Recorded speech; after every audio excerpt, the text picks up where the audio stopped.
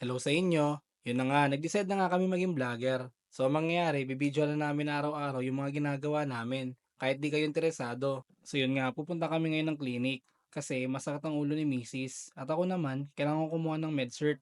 Siguro naiisip nyo, nasa dinami-dami ng vloggers sa Pilipinas, dumagdag pa kami.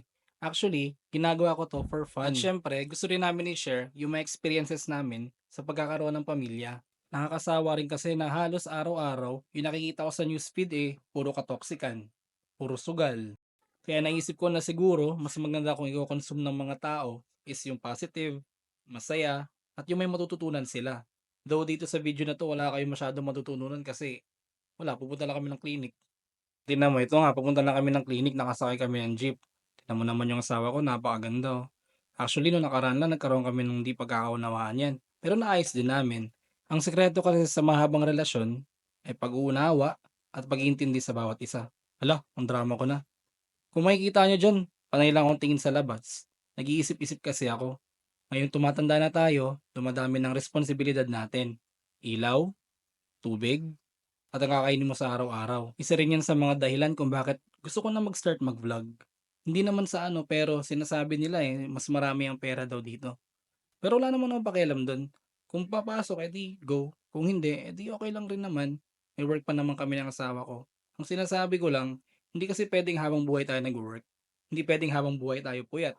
Kaya tignan nyo, si Mrs. Sumasakit na yung ulo kakapuyat. Sumasakit na yung ulo kakatrabaho tuwing gabi. Hindi naman pwedeng araw-araw ganyan.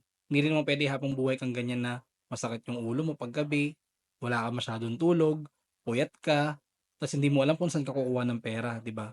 Kaya ngayon, gusto namin lumabas sa comfort zone namin. Titignan namin kung ano pa yung mga kaya namin gawin, kung ano pa yung mga pwede namin magawa, at kung saan kami dadalhin nito. Well, unang episode pa lang naman 'to. Marami pa tayong pag-uusapan. At sana suportahan niyo rin sa mga nagbabalak na magkaroon ng pamilya diyan, na gustong sumubok at gusto nang mag-settle, pag-isipan niyong mabuti. Hindi lang isang beses, hindi lang dalawang beses, kundi maraming maraming beses. Dahil hindi yan tulad ng kanin na 'pag kinain mo tapos mainit, puwede mong isuka uli. Importante diyan yung mga desisyon na kaya mo na bang mag-isa, kaya mo na bang magtayo ng pamilya, okey na ba sa'yo na hindi lumalabas araw-araw. Kaya mo na bang i-give up yung mga ngayon mong ginagawa? Umiinom, mabarkada, kung saan-saan ka nakakapunta.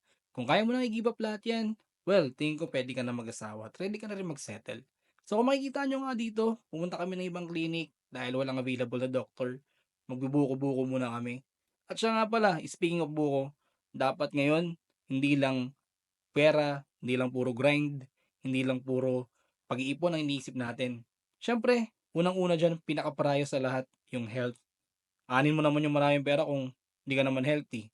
Lagi ka nagkakasakit. Alam ko marami sa atin is binabalewala natin yung health natin kasi mas importante sa atin mag-grind. Mas importante na may mapapakain tayo sa pamilya natin. Mas importante na mabubuhay tayo araw-araw at hindi inaalala kung meron ba tayong kakainin o wala.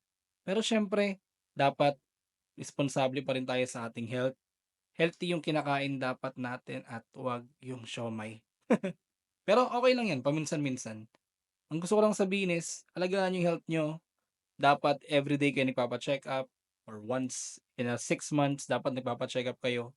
Hindi yung iinom, kakain ng mga hindi healthy, tapos sobrang tagal pa bago magpa-check-up. Dapat regularly nagpapa-check-up kayo para at least monitor niyo yung health niyo. So yun na nga, nakikita niyo kumakain kami ng siomai. Naku, hindi healthy yan, alam ko.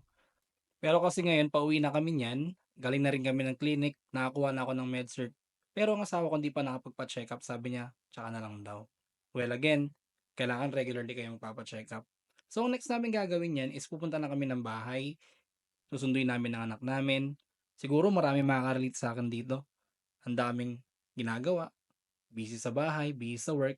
Tapos syempre kailangan mo mag-alaga ng bata, magsusundo ka ng bata sa school, alagaan mo yan, papakainin mo yan, papalakihin mo yan syempre. Kaya kung iniisip nyo na madali lang magpalaki ng bata, madali lang bumuo ng pamilya, nagkakamali kayo dyan. At syempre siguro mag-a-agree sa akin yung mga pamilyado na rin dito. Well again, keep grinding, stay healthy. Ito pa lang ang una kong vlog, pasensya na kung medyo magulo pa. Meron pang susunod na episode. Thank you sa inyong lahat. Paalam!